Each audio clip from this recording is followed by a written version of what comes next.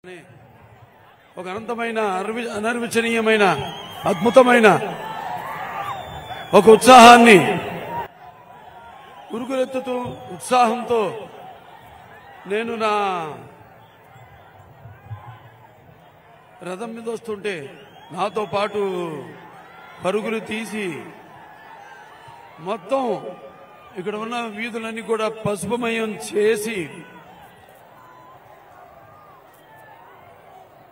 భావసురాణి జన్మాంతర సౌహృదాన్ని అంటారు.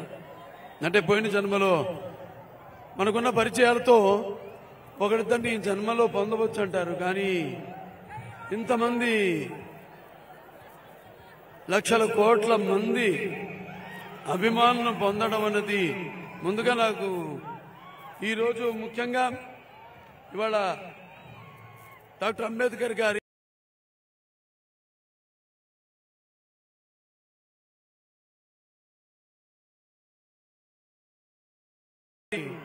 గుర్తు చేసుకుని ఆయన యొక్క ఈ సమాజ స్థాపన కోసమై సమాజంలో ఉన్న వ్యత్యాసాలను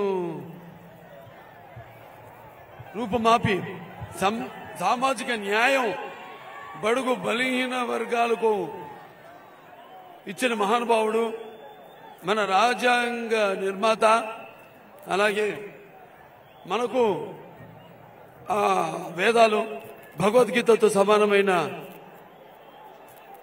ఈ ప్రజాస్వామ్య దేశంలో ఇంత జనాభాలో మనకు ప్రసాదించిన ఒక భగవద్గీత వేదం మన రాజ్యాంగం.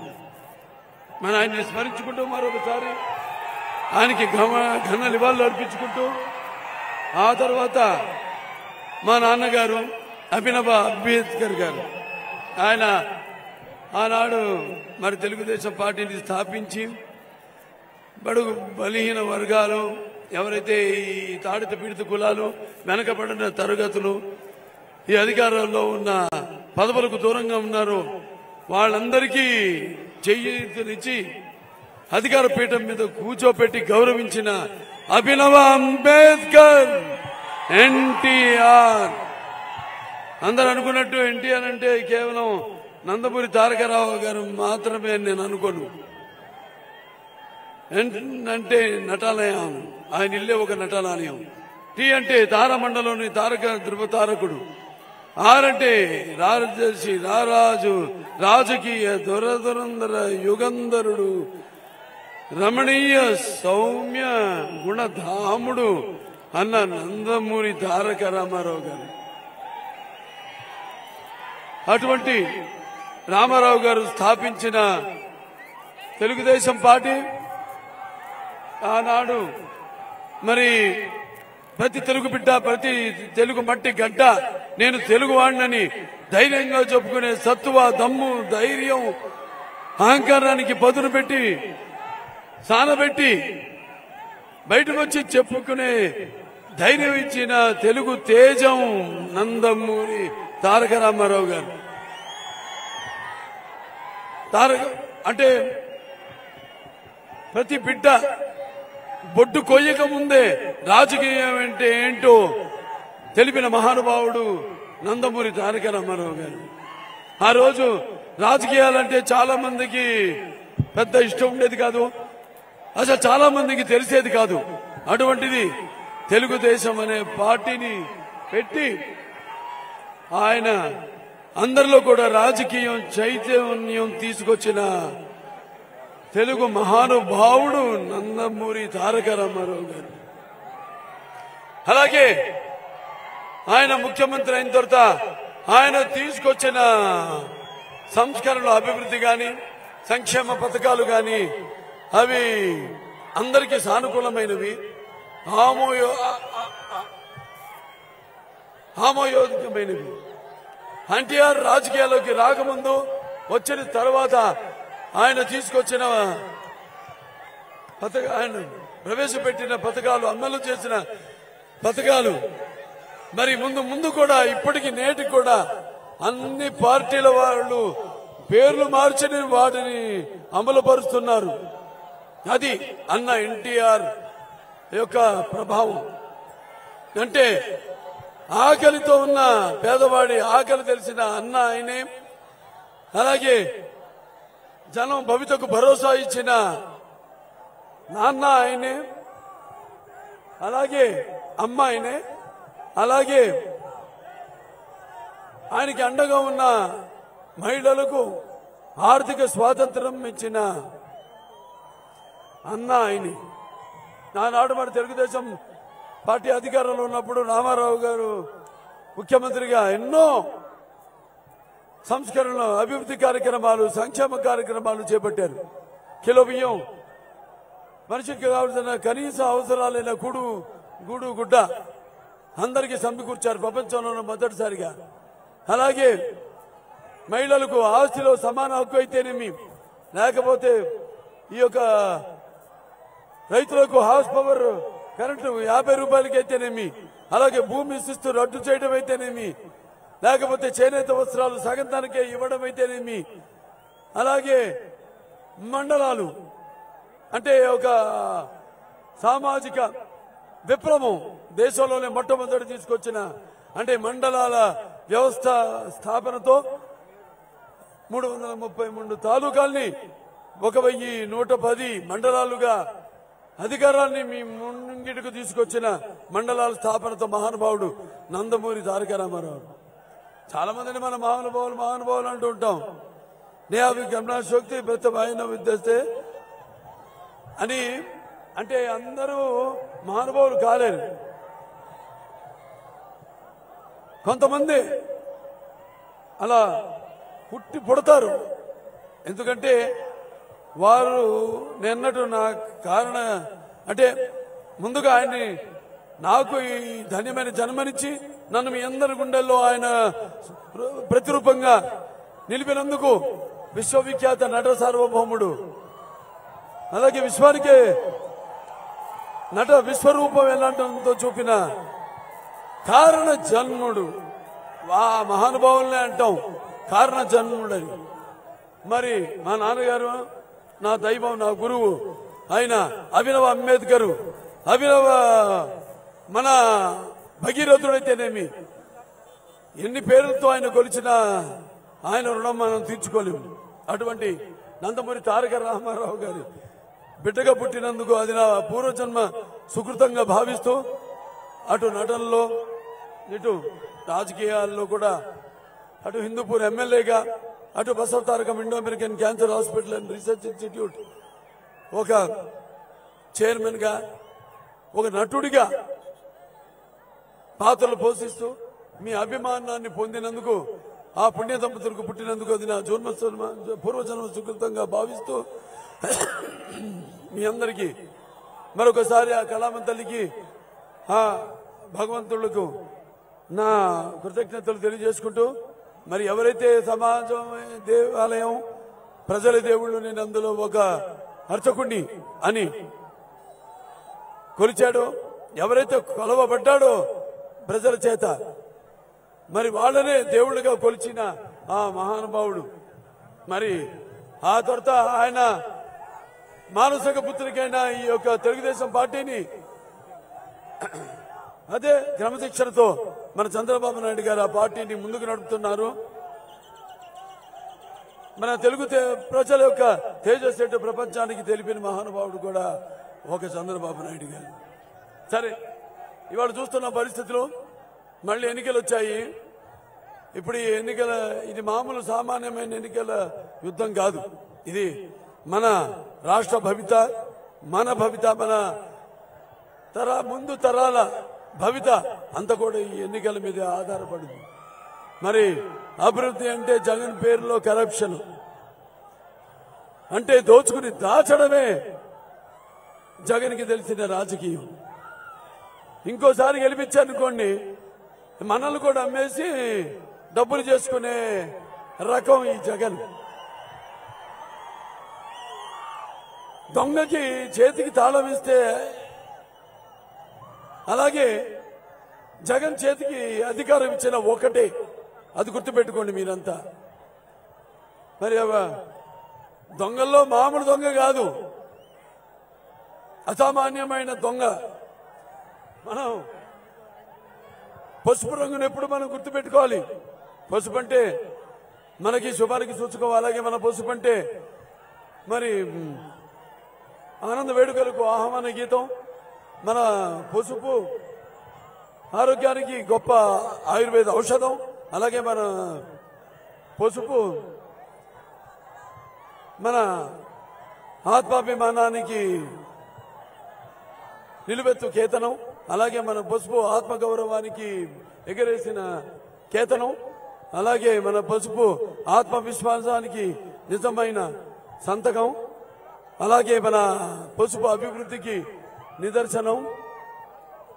అలాగే మన పసుపు సంక్షేమానికి నిర్వచనం.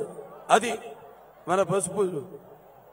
శుభమైన మన పసుపుకి ఎన్నికల్లో, ఈ జరగనున్న ఎన్నికల్లో మనం చేసిన కార్యక్రమాలు, ప్రజల సేవకై చేసిన సంక్షేమ అభివృద్ధి కార్యక్రమాలు అన్నీ కూడా దృష్టిలో పెట్టుకుని ఇంకా రాబోయే ఎన్నికల్లో మన తెలుగు రాష్ట్రం, మన ఆంధ్ర రాష్ట్రం అంతా కూడా పసుపుమయం కావాలని, అంటే అన్ని శుభాలే జరగాలని. ఆ శుభాలు జరగాలంటే ఎవరికి ఓటు వేయాలి?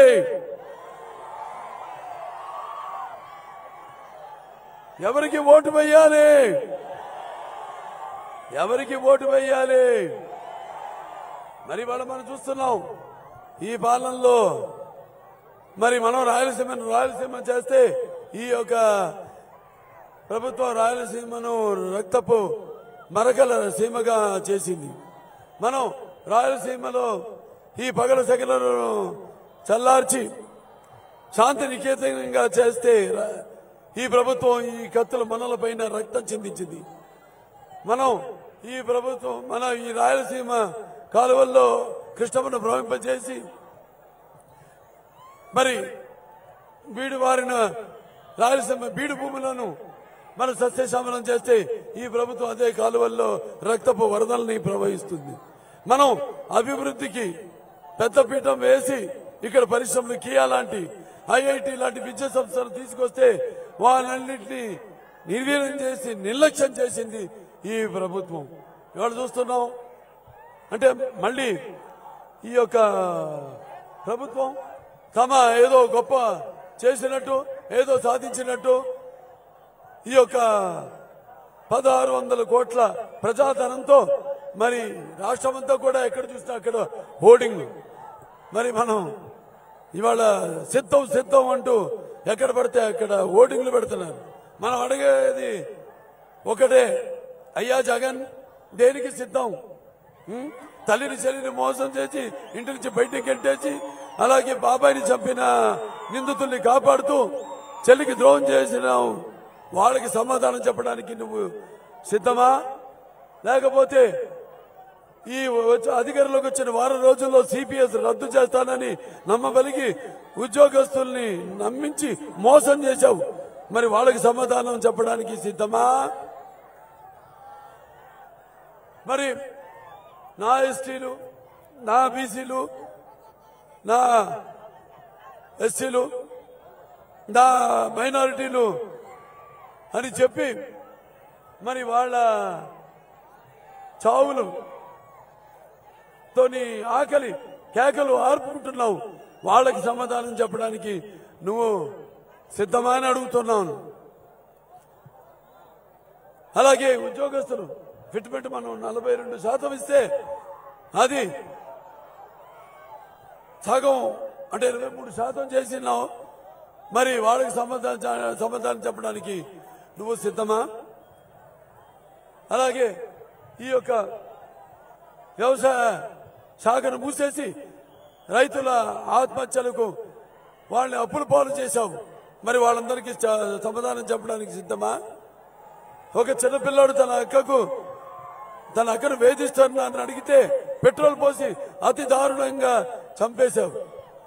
మరి వాళ్ళకి తన కుటుంబానికి సమాధానం చెప్పడానికి సిద్ధమా? ఇలా మరి దేనికి సిద్ధం? అంటే మాయలు మోసాలకి సిద్ధమా? లేకపోతే అక్రమాలు అరాచకాలకి సిద్ధమా? ముందు ఇంకా 100 తరాల వాళ్లకు జనానికి ఈ యొక్క ఇసుక అందకుండా ఈ ఇసుక తవ్వకాలు చేసి ఈ లక్షలు కోట్లు దోపిడీ చేస్తున్నావు. అలాగే ఈ చీఫ్ లిక్కర్ పేరుతో జగన్ బ్రాండ్ మద్యాన్ని మరి పారిస్తూ వాళ్ళకి ప్రజలకి మత్తులు ముంచేసి వాళ్ళు వేలెత్తకుండా వాళ్ళు కావలసిన అవసరాలను అడగనివ్వకుండా చేస్తూ యువత ఏదైతే నిర్లక్ష్యం చేయబడిందో, ఏదైతే పరిశ్రమలు రాకుండా మన రాష్ట్రానికి ఉద్యోగాలు లేక వాళ్ళు నిర్వ్యవస్థలో ఉన్నారు, వాళ్ళు కూడా వేలెత్తి ప్రశ్నించకుండా చేసిన వాళ్ళందరికీ సమాధానం చెప్పడానికి సిద్ధమా? లేకపోతే ఈ యొక్క మద్యాన్ని అంటే ప్రభుత్వం తయారు చేసిన కల్తీ మద్యాన్ని తాగించి ఆడపడుచుల తాలిబొట్లు తెంచి వాళ్లకు వైదల్యం కలిగించిన వాళ్ళకి సమాధానం చెప్పడానికి నువ్వు సిద్ధమా అని అడుగుతున్నాను.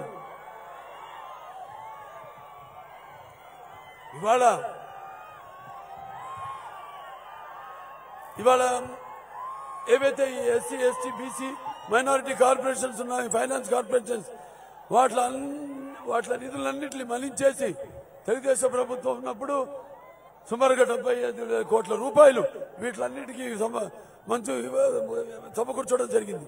వాటిలన్నింటినీ మళ్లించేసి వాళ్ళ మైనారిటీస్ ఉన్నారు ఇక్కడ. मैं हिंदुस्तान हूँ, हिमालय मेरे सरहदों के निगमा और गंगा मेरी पवित्रता की सौगंध, तारीख के इंतजार से मैं अंधेरों और उजालों का साथी हूँ और मेरे खाक पर संगे मरमर के चादरों में लिपटी हुई इमारतें दुनिया से कह रही है कि जालिमों ने मुझे लूटा, नादानों ने मुझे संभाला, मेहरबानों ने मुझे बेड़िया बना दी और मैंने चाहने वालों ने उन्हें घाट फेंका. सारे जहां से अच्छा हिंदुस्तान हमारा, हम बुलबुले हैं इसके, ये गुलसिता हमारा. అలాగే నా ముస్లిం మైనారిటీ పెద్దలకు, ముత్తవల్లిలకు, ముస్లిం సోదర సోదరిమణులందరూ కూడా నా హృదయపూర్వక నమస్కారం తెలియజేసుకుంటున్నాను. ఆ सबको भी मेरा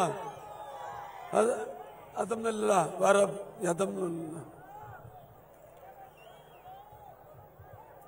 మరి తెలుగుదేశం పార్టీ అధికారంలో ఉన్నప్పుడు ముస్లింలు వారికి ఒక ప్రత్యేక శ్రద్ధ చూపడం జరిగింది. అలాగే అన్నారు ఎన్టీ రామారావు గారు, ఆయనకి ముస్లింలు అంటే మక్కువ ఎక్కువ, అందుకే వాళ్ళ అభివృద్ధి కోసం, వాళ్ళ సంక్షేమం కోసం ఎన్నో సంక్షేమ అభివృద్ధి కార్యక్రమాలు చేపట్టారు. ఆయన మైనారిటీస్ ఫైనాన్స్ కార్పొరేషన్ స్థాపించడం జరిగింది. అలాగే ఆయన ఈ యొక్క ఉర్దూ భాషను రెండో అధికారిక భాషగా అమలు చేసి వారికి గౌరవాన్ని ఇచ్చి మరి ముస్లిం గౌరవం పడేలా, వారు కలకాలం ఎప్పటికీ గుర్తుకు చూనేలా చేసిన మహానుభావుడు నందమూరి తారక రామారావు గారు. అలాగే ఆ తర్వాత ఆయన హైదరాబాద్ లో 11 అంతస్తుల హజ్ భవనాన్ని నిర్మించడం జరిగింది. గడపలో 25 కోట్ల రూపాయలతో హజ్ నిర్మించడం జరిగింది. అలాగే తర్వాత చంద్రబాబు నాయుడు గారు 50% సబ్సిడీతో కూడుకున్న 2 లక్షల రూపాయల రుణాలు సుమారుగా 45,244 మందికి లబ్ధిదారులకు అందించడం జరిగింది. అలాగే ముస్లిం విద్యార్థులకు మరి వాళ్ళ ఉర్దూ మరియు ఇంగ్లీష్ మీడియంలో గురుకుల పాఠశాలలు అయితేనేమి, అలాగే జూనియర్ కాలేజీలు అయితేనేమి, ఐఐటీలు అయితేనేమి, పాలిటెక్నిక్ కళాశాలను ప్రారంభించడం జరిగింది. అలాగే పేద ముస్లిం విద్యార్థులు విదేశాల్లో చదువుకోవడానికి అవకాశం కల్పిస్తూ 10 లక్షల రూపాయల ఆర్థిక సహాయం చేయడం జరిగింది. అలాగే ఈ యొక్క నూర్ భాషా ఫెడరేషన్ ని స్థాపించి దానికి 50 కోట్ల రూపాయలు మంజూరు చేయడం జరిగింది. అలాగే మౌజన్లకు, ఇమాన్లకు 5,000 రూపాయలు, 3,000 రూపాయలు ప్రతి సంవత్సరం తప్పకుండా ఈ గౌరవ వేతనాలు ఇవ్వడం జరిగింది. అలాగే ఈ యొక్క పేద ముస్లిం బహన్లకు వాళ్ళ వివాహానికి 50 రూపాయలు ఈ యొక్క దుల్లన్ అంటే కానుక అంటే సుమారుగా 30,000 పైచులుక మహిళలకు ఈ యొక్క దుల్లన్ నిధిని అందించడం సహాయం అందించడం జరిగింది. అలాగే ఈ యొక్క ఎవరికైతే వైట్ కార్డర్స్ ఉన్నారో వాళ్లకు సుమారుగా 11 లక్షల మంది కుటుంబాలకు ప్రతి సంవత్సరం రంజాన్ తోఫా ఇవ్వడం జరిగింది.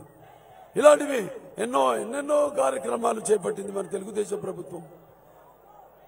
కేవలం ముస్లింలు ఓటు బ్యాంకు కాదు, వాళ్ళు ఈ సమాజంలో ఒక భాగం, వాళ్ళకి సామాజికంగా ఆర్థికంగా రాజకీయంగా కూడా వాళ్ళని ముందుకు తీసుకురావాలని మరి ముందు మేనిఫెస్టోలో ఒక 3 ఎమ్మెల్సీలను అయితేనేమి, అలాగే కార్పొరేషన్ చైర్మన్లు అయితేనేమి, లేకపోతే మన సర్పంచులు అయితేనేమి, వాటిలన్నిటి కూడా పదవులతో వాళ్ళని అలంకరించాలని మేనిఫెస్టోలో పొందుపరచడం జరిగింది. ఇలా అందరి అభ్యున్నతి కోసం ఆనాడు తెలుగుదేశం ఎంతో పాటుపడింది. మన ఎస్సీల విషయానికి వస్తే మరి ఎస్సీల విద్యార్థులకి మరి వాళ్ళ ఉన్నతమైన చదువు కోసం ఆనాడు అంబేద్కర్ మరి విద్యానిధి అని మనం ఇస్తే ఈ రోజు ఆ పేరు మార్చేసి జగన్ విద్యానిధి అని పెట్టుకున్నాడు. అంబేద్కర్ కంటే గొప్పవాడా? ఆయన ప్రతి వాడికి వాళ్ళ హక్కులను మనం సమకూరిస్తే ఇతనికి తెలిసింది వాళ్ళ ప్రాణాలను హరించడం, వాళ్ళకున్న హక్కుల్ని హరించడం తప్ప ఈయనకి తెలిసింది ఏమీ లేదు. అలాగే ఆనాడు ఈ ఎస్సీలు వాళ్ళ కోసమని ఈ యొక్క ఏదైతే సబ్సిడీతో కూడిన రుణాలు మంజూరు చేసి ఆనాడు మరి ఈ యొక్క ఇన్నోవా కారులు ఇచ్చి ఉద్యోగ ఉపాధులు కల్పించడం జరిగింది. అలాగే ఈ యొక్క ఎస్సీ దళిత ఒక యువతకు అంటే వాళ్ళ పారిశ్రామికవేత్తలకు ₹1,00,00,000 వరకు సాయం అందించడం జరిగింది. అలాగే ప్రతి రాష్ట్ర వ్యాప్తంగా అన్ని ఎస్సీ వార్డుల్లో కూడా ఈ యొక్క సీసీ రోడ్లు, సీసీ డ్రైనేజ్లు నిర్మించడం జరిగింది. మరి ఇవాళ ఈ యొక్క వైకాపా ప్రభుత్వం ఈ పైశాచికం ఏంటో కానీ హత్య రాజకీయం మనం చూస్తాం మన కళ్ళ ముందు. ఆనాడు మరి డాక్టర్ సుధాకర్ అనే ఆయన్ని మరి కరోనా విపత్కర పరిస్థితుల్లో మాస్క్ అడిగినందుకు ఆయన మానసిక క్షోభకి గురి చేసి ఆయన బలన్ మరణానికి కారణమయ్యారు. అలాగే జడ్జి రామకృష్ణ గారిని ఆయన మీద అక్రమ కేసులు వేసి ఆయన కూడా మానసికంగా ఎంతో క్షోభ పెట్టారు. అలాగే ప్రభుత్వ విధానాన్ని ప్రశ్నించినందుకు మరి పేద దళితుల్ని వాళ్ళ దళితులకి శిరోముండనం చేయడం జరిగింది. అలాగే మన వైకాపా ఎమ్మెల్సీ అనంతబాబు దళితుడైన తన డ్రైవర్ని చంపి డోర్ డెలివరీ చేయడం జరిగింది. అలాగే ఈ రాజధాని కోసం ఉద్యమించిన నాయకుల మీద ఎస్టీ కేసులు బనాయించడం జరిగింది. ఇలా వాళ్ళ ఇష్టపాటికి ఎలా కావాలంటే అలా ఈ వాళ్ళ నియంతృత్వపు ఒక పరిపాలనను సాగిస్తుంది ఈ వైకాపా ప్రభుత్వం. మరి ఒకటి, ఈ ఎన్నికల దగ్గరికి వస్తున్నాయి. మీరు ఇంతకుముందు ఎంతో రాజకీయ చైతన్యం కలిగిన ఓటర్లు, మీరు ఆ ఓటును మీరు సరిగ్గా సద్వినియోగం చేసుకోవాలి. ఇంతకుముందు మన రాష్ట్ర ప్రపంచ పటాల్లో ఉండేది. మైక్రోసాఫ్ట్ లాంటి అవిభక్త ఆంధ్ర రాష్ట్రంగా ఉన్నప్పుడు బహుళ జాతి పరిశ్రమలన్నీ కూడా ఇక్కడికి వచ్చి వాళ్ళ కంపెనీలని ప్రారంభించి మరి ఇక్కడ అందరూ కూడా ఉద్యోగ కల్పన ఇవ్వడానికి తెలుగుదేశం పార్టీ అధికారంలో ఉన్నప్పుడు ఎంతో దోహదం పడింది. మరి ఈనాడు చూస్తున్నాం యువత ఇవాళ ఉద్యోగ కల్పన లేక ఇవాళ వలసపోతున్నారు పక్క రాష్ట్రాలకు. మరి పక్క రాష్ట్రాలు కూడా వాళ్ళు మరి మన అవసరాలను వాళ్ళు కూడా దాన్ని వినియోగించుకుని వాళ్ళు కూడా మనల్ని, మన రాష్ట్రాన్ని, రాష్ట్ర పరిస్థితుల్ని ఆసరాగా తీసుకుని మనందరినీ కూడా ఇవాళ ఎంతో చులకనగా చూడడం, అలాగే ఎంతో హాస్యాస్పదానికి మనంతా గురవుతున్నామని ఈ సందర్భంగా మీ అందరికీ తెలియజేసుకుంటున్నాను. సో ఈ సందర్భంగా మీరంతా తెలుసుకోవాల్సింది ఒకటే, మీకు అభివృద్ధి కావాలా లేకపోతే అరాచకం కావాలా? మీకు మరి చీకటి రాజ్యం కావాలా లేకపోతే మీకు ఒక రాక్షస రాజ్యం కావాలా లేకపోతే మీకు ఈ కన్స్ట్రక్షన్ కావాలా డిస్ట్రక్షన్ కావాలా అన్నది మీరందరూ గుర్తు పెట్టుకోవాలి. మీరు ఒక నిర్ణయానికి రావాలని ఈ సభాముఖంగా నేను మిమ్మల్ని అందరినీ మనవి చేసుకుంటున్నాను. ఇవాళ అనంతపురం ఈ పట్టణం ఉంది, దీనికో ఇది మన తెలుగుదేశం పార్టీ అధికారంలో ఉన్నప్పుడు ఎంతో అభివృద్ధి చేసింది. ఇక్కడ ఫ్లైఓవర్ బ్రిడ్జ్ అయితేనేమి లేకపోతే 4 లేన్ రోడ్లు అయితేనేమి ఇవన్నీ కూడా మన తెలుగుదేశం హయాంలోనే ఈ అభివృద్ధి కార్యక్రమాలన్నీ ప్రారంభించాం. మనం ఇంకా అభివృద్ధి చేయవలసింది ఉంది. మొన్న కాస్త అవకాశం చేజారిపోయింది వైకాపాని గెలిపించడంతో. ఇంకా మనం చేయవలసింది ఇక్కడ ఔటర్ రింగ్ రోడ్ ఉంది, అలాగే డంపింగ్ యార్డ్ మనం చూస్తున్నాం నడిబొడ్డులో ఉంది, దాన్ని మనం వేరే ప్రాంతానికి తరలించవలసిన అవసరం ఉంది. అలాగే అండర్ గ్రౌండ్ భూగర్భ డ్రైనేజ్ వ్యవస్థను స్థాపించవలసిన అవసరం ఉంది. ఇంకా మనకి ఈ యొక్క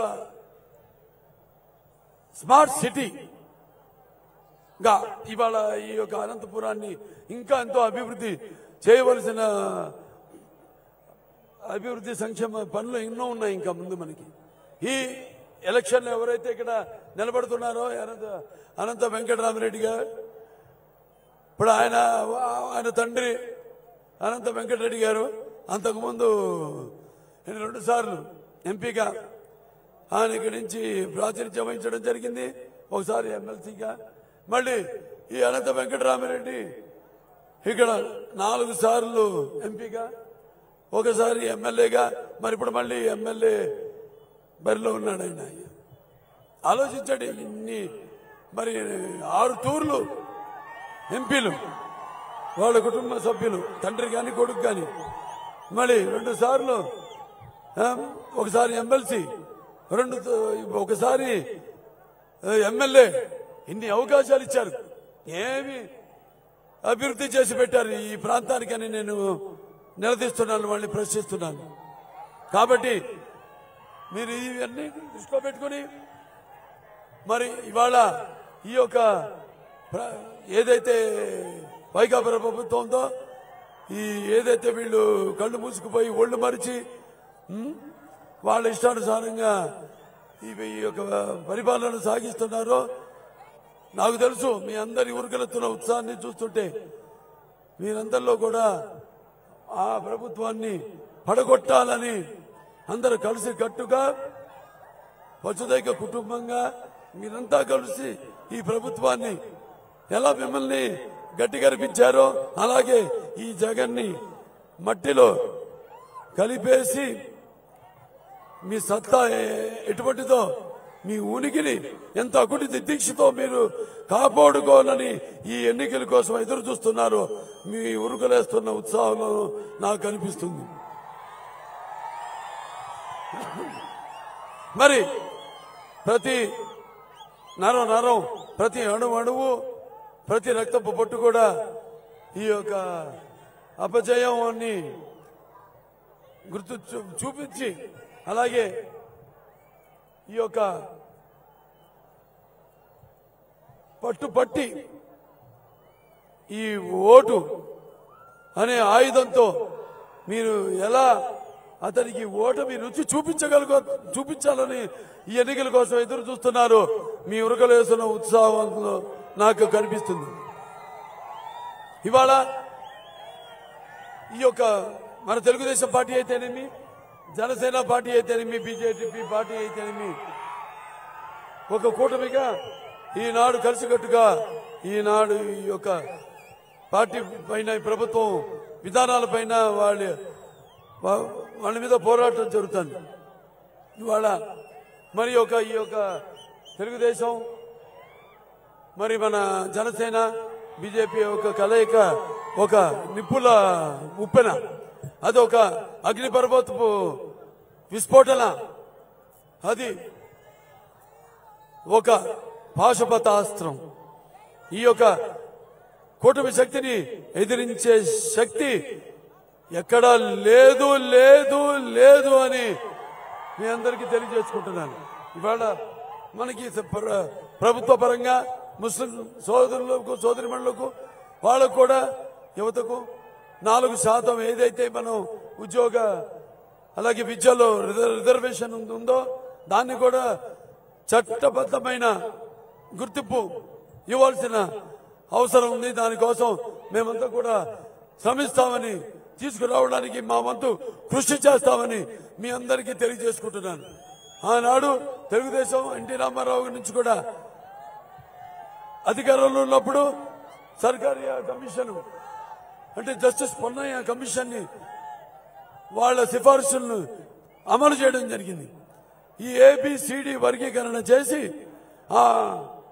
మరి మన ప్రభుత్వం మన కేంద్ర ప్రభుత్వం ఆమోదం కోసం పంపించి ఆమోదాన్ని పొంది రాష్ట్రపతి గారి ఆమోదాన్ని పొంది సుమారుగా 22,000 పైచులకు ఉద్యోగాల్ని మనం కల్పించడం జరిగింది. అలాగే మొన్న కూడా 2019 ఎన్నికల ముందు కూడా మనం ఈ ఏబిసిడి వర్గీకరణ చేసి మన కేంద్ర ప్రభుత్వాన్ని పంపించడం జరిగింది. దానికి కూడా ఇప్పుడు మన ప్రధానమంత్రి మోడీ గారు ఆమోదయోగ్యంగా ఉన్నారు. రేపు మళ్ళీ మన ఎన్నికల్లో గెలవగానే తప్పకుండా ఆ వర్గీకరణలో మనం ఇంకా ఎన్నో ఈ యొక్క ఉద్యోగాలు అయితేనేమి, మిగతా మన రాష్ట్రానికి కావలసిన అవసరాలైతేనేమి, నిధులైతేనేమి అన్ని కూడా మనం తెచ్చుకుంటామని, అలాగే ఈ ఏబిసిడిఈ కిందకి మన ముస్లిం మైనారిటీస్ వస్తారు, ఈ అనే వర్గీకరణను తీసేస్తాము అని ఒక దుష్ప్రచారం చేస్తున్నారు. దయచేసి వాళ్ళ మాటలు నమ్మకండి. అది మేము కొనసాగిస్తాం అని సభాముఖంగా తెలియజేసుకుంటూ మరి ఇవాళ మనం ఒక్కసారి పరిస్థితుల్ని నెమరేసుకొని మరి ఏ ఉత్సాహాన్ని ఉరకలేస్తున్న ఉత్సాహంతో రేపు జరగనున్న ఎన్నికల్లో కూడా మీ యొక్క ఓటు, ఎందుకంటే ఈ ప్రజాస్వామ్యంలో ఈనాడు మీకున్న ఆయుధం ఓటు. ఆ ఓటుని సద్వినియోగపరుచుకుని ఉద్దేశాలను ప్రతిబింబ చేయడానికి మరి ఈ యొక్క ప్రజాస్వామ్య పరిరక్షణ కోసం పోరాడే సరైన ప్రతినిధుల్ని ఎన్నుకోవడం కోసం, సమాజ స్థాపన కోసం, సమాజంలో ఉన్న వ్యత్యాసాలను తొలగించడం కోసం, అలాగే సామాజిక న్యాయం అందించడం కోసం వినియోగించవలసిన పరమ పవిత్రమైన సాధనపతి. దాన్ని వెలగట్టి కుదవబెట్టి మీ యొక్క స్వార్థాలకు, మీ యొక్క వ్యామోహాలకు దాన్ని వినియోగించుకున్నారో మీ ఓటుని మీరు దుర్వినియోగపరుచుకున్నట్టు అవుతుంది. అలాగే ప్రజాస్వామ్యాన్ని మీరు హత్య చేసినట్టు అవుతుంది. మీ స్వాతంత్రాన్ని మీరు హత్య చేసినట్టు అవుతుంది. కాబట్టి రక్తానికి జాతి లేదు, మాంసానికి కులం లేదు, చర్మానికి జాతి లేదు. అందరూ కూడా ఏకతాటిపై నిలిచి అందరూ కలిసి రేపు ఎన్నికల్లో మళ్ళీ ఒక కూటమిని గెలిపించాలని ఇక్కడి నుంచి అనంతపురం నుంచి ఒక మన లోకసభ అభ్యర్థిగా ప్రాచీన ఈ యొక్క పోటీలో ఉన్న మన అంబిక లక్ష్మీనారాయణ గారిని, అలాగే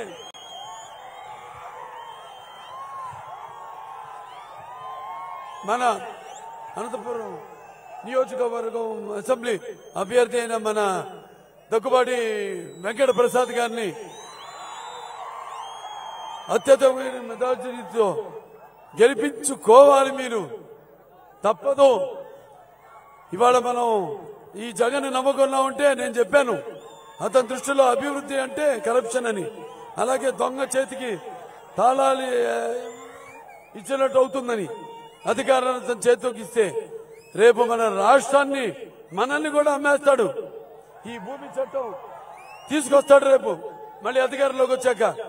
అంటే అతని పాస్బుక్ మీద అతని ముద్ర వేసుకుని బొమ్మ వేసుకుని ఆ పాస్బుక్లన్నీ తన దగ్గరే పెట్టుకుంటాడు, తన ప్యాలెస్ లో పెట్టుకుంటాడు. రేపు మీరు సరిగ్గా 9 నెలల లోపు మీరు ఒకవేళ విచారించకపోతే మీ భూమిపై ఎన్నో అప్పులుంటాయి. మీ భూమిని కూడా తాకట్టు పెట్టేసి ఆ భూముల మీద కూడా అప్పు చేస్తాడు ఈ జగన్మోహన్ రెడ్డి. గుర్తుపెట్టుకోండి, రేపు మనల్ని, మన ఆస్తుల్ని, మన భూముల్ని, మనల్ని కూడా ఈ రాష్ట్రానికి చెందనివ్వకుండా మనం ఈ రాష్ట్రం నుంచి వెళ్ళగొడతాడు ఈ జగన్మోహన్ రెడ్డి. గుర్తుపెట్టుకోండి. ఇవన్నీ గుర్తుపెట్టుకుని రేపు ఎన్నికల్లో సరైన ప్రజాస్వామ్యానికి ఒక నిర్వచనం ఇస్తారని, మీరంతా కూడా ఎంతో పరిపక్వత చెందిన, ఎంతో రాజకీయ అవగాహన ఉన్న ఆంధ్ర రాష్ట్ర పౌరులుగా మరిన్ని చరిత్రను తిరగరాసి మీ అందరి పేర్లు కూడా సువర్ణాక్షరాలతో చరిత్రలో లిఖించబడేట్టు మీరు ఈ యొక్క ఎన్నికల్లో మీ యొక్క ఓటును వినియోగించుకోవాలని, సమాధానం చెప్పాలని మనస్ఫూర్తిగా కోరుకుంటూ నేను సెలవు తీసుకుంటున్నాను. జై తెలుగుదేశం, జై తెలుగుదేశం, జై తెలుగుదేశం, జై జనసేన, జై జనసేన, జై జనసేన, జై బీజేపీ, జై బీజేపీ, జై బీజేపీ, జై కూటమి, मेरा भारत महान।